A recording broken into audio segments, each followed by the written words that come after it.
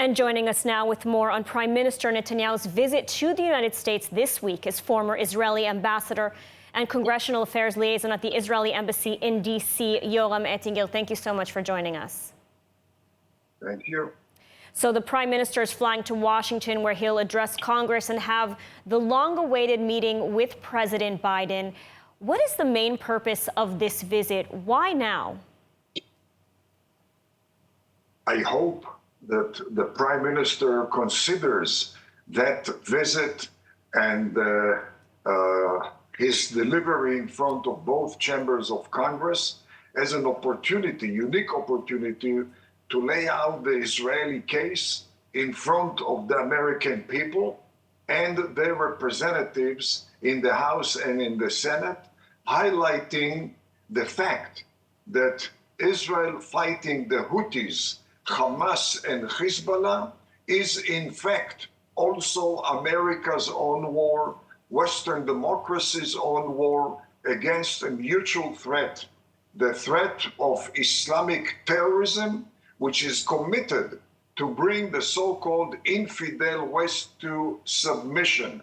And therefore, any pressure on Israel to lay down its arm and shift from fighting Hamas to negotiating with Hamas provides enemies of the US and Western democracies with an opportunity to bolster their capabilities, as was the case with all previous negotiation cycles with Hamas.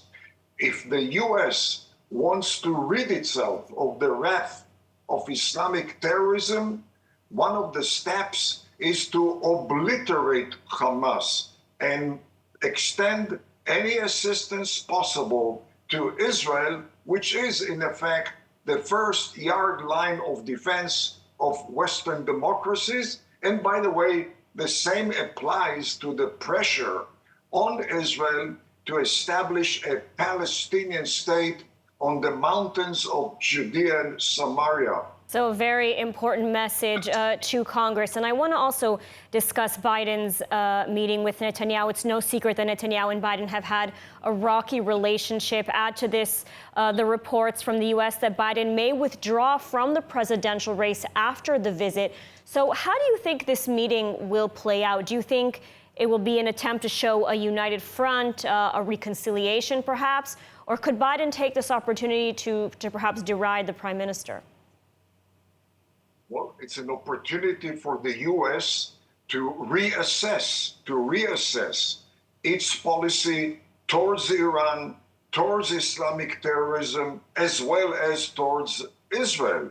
And rather a confrontational policy, it should become a cooperative policy, joint effort policy in face of mutual threat.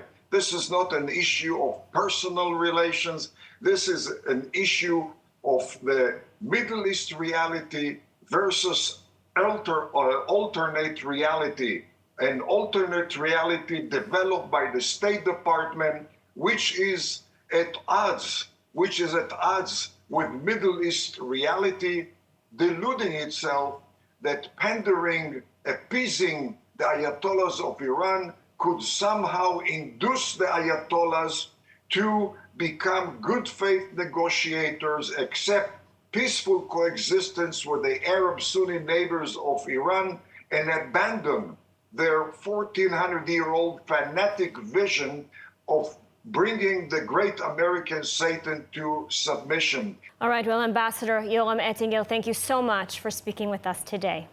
Thank you.